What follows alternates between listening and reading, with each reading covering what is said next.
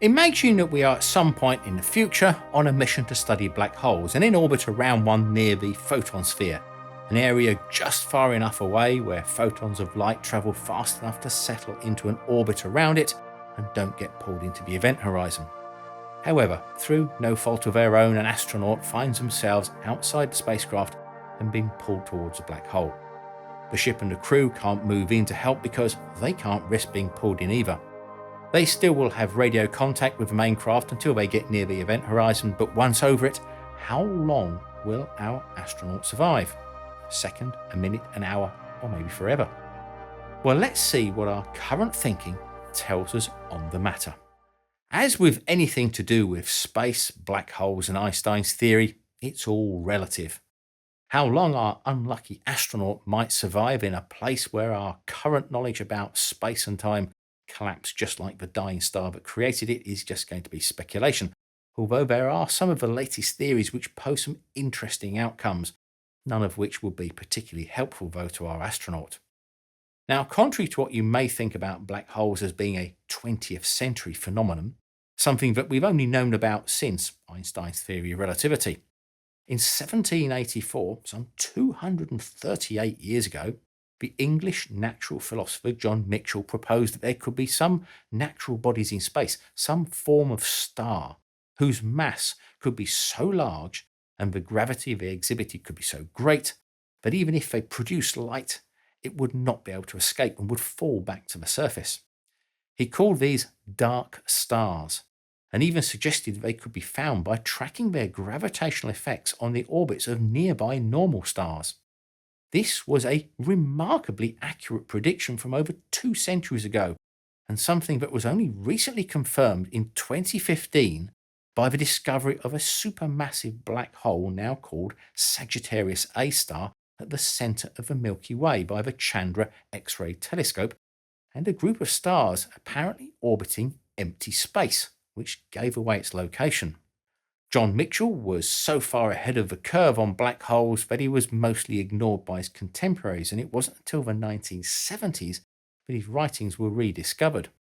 Of course, much of the technical details on how they worked were wrong, but it would be Albert Einstein 131 years later and his theory of general relativity that gave us the framework with which to understand the barely believable ideas of holes in space and time. In fact, it would be Carl Schwarzschild, working on Einstein's field equations of general relativity in 1915, who came up with the Schwarzschild metric, which describes the gravitational field outside of a spherical mass. A Schwarzschild black hole, which is often termed as the most basic type, namely non-rotating and non-charged, is characterized by a surrounding spherical boundary called the event horizon, which occurs at the Schwarzschild radius. The Sun, for example, has a radius of 700,000 kilometers, but has a Schwarzschild radius of just 3 kilometers. The Earth's radius is 6,371 kilometers, but its Schwarzschild radius is just 9 millimeters, about the size of a peanut. Either of these would have to collapse to their respective Schwarzschild radius before the force of gravity would overcome the nuclear forces and they would continue to become a black hole, something that will never happen to either of them because they just don't have the mass required.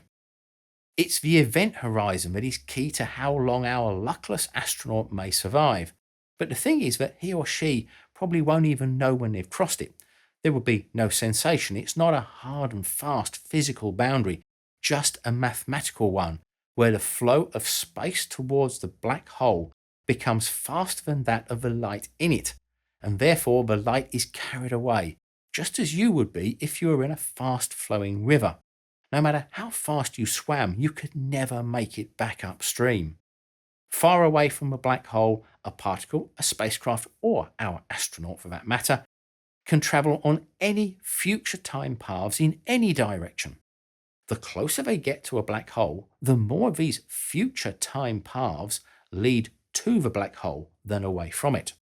Once they cross the event horizon, all future time paths lead to the center of the black hole, no matter what direction they're traveling in, and there is no escape, not even for light. How things fare for our astronaut will depend on how big the black hole is.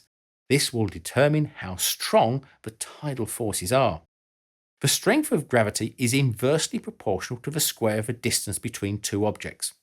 When we stand on the Earth, our feet are nearer to the centre of the Earth than our head, so our feet are pulled very slightly more than our heads.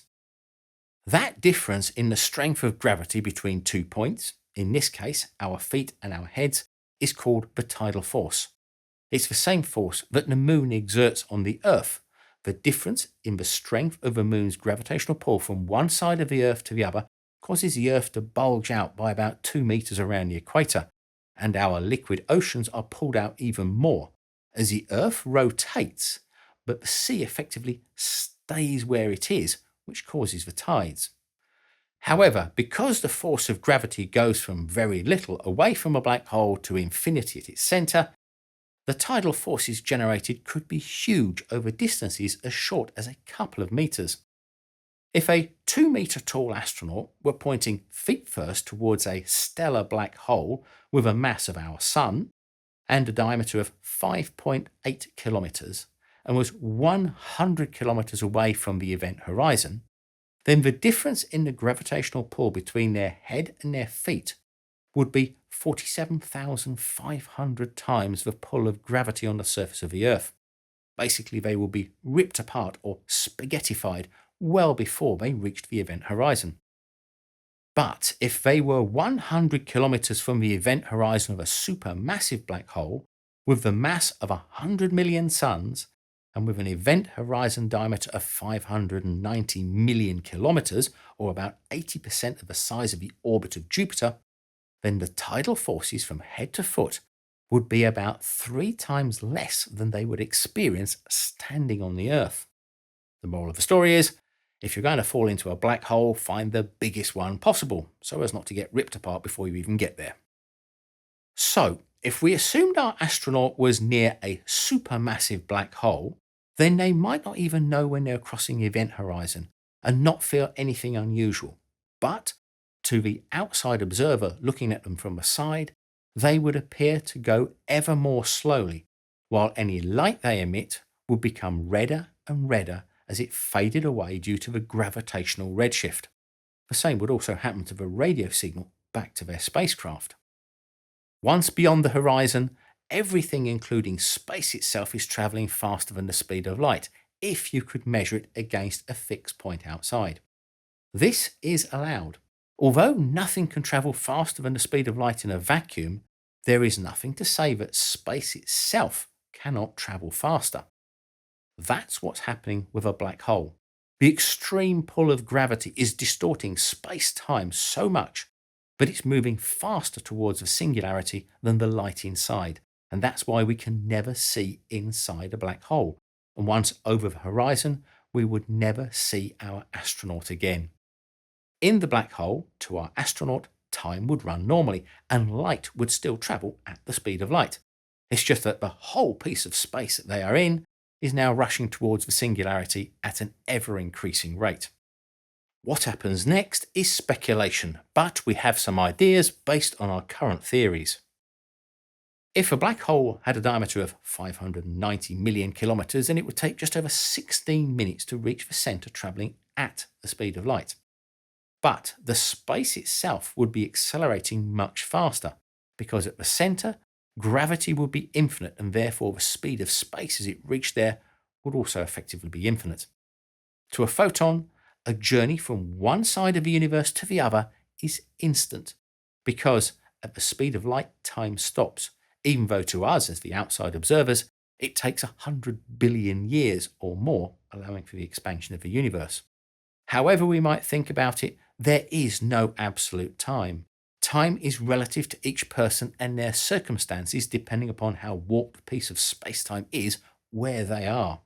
Whilst our astronaut is moving closer to the event horizon in maybe just a few minutes or seconds of their time, to us, on the outside, they are already travelling close to the speed of light.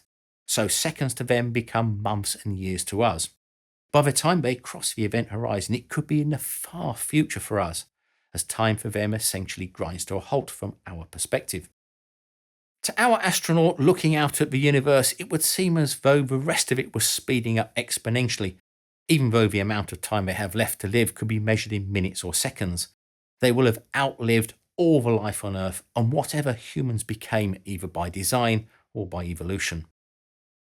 This leads us to a rather strange duality of possibilities. They would be, in a way, be both dead and alive. A sort of Schrodinger's astronaut, but without the quantum dice. Whilst the rest of the crew would return to live their lives, our astronaut would be frozen in time, alive in their version of reality, yet dead to us.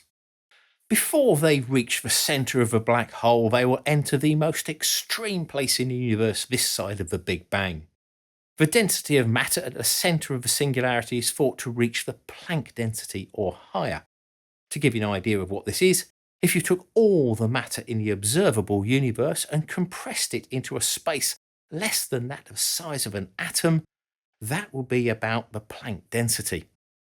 As you compress matter, it gets hotter as the particles collide together ever more energetically, and as it approaches the centre of a black hole, the temperature would rise to trillions of times greater than that of the centre of the Sun. But at the actual singularity, the point of infinity, it would be just about 1/1,000,000th of a degree above absolute zero, because heat is energy, energy is light, and it can't escape. So there is nothing to measure. Therefore, there is essentially no temperature, except for the tiny amount of Hawking radiation that leaks out. From here on in, who knows whether the contents of a black hole are spewed into another universe or dimension as a white hole or even as a new Big Bang somewhere. Or if they are slowly returned to this universe as information in the form of Hawking radiation into 10 to the 100 years during the heat death of the universe as the black holes eventually evaporate away. What we do know is that black holes show us that the nature of reality is far stranger than anything we could imagine. And even though they represent the effect of gravity taken to its ultimate logical conclusion, they show that space, time, and the stuff we're all made of and take for granted might not be as fundamental as we would like to think, and there are other, deeper processes at work that we still don't yet know of. So I hope you enjoyed the video, and if you did, then please thumbs up, share and subscribe, and thanks to all of our patrons out there for their ongoing support.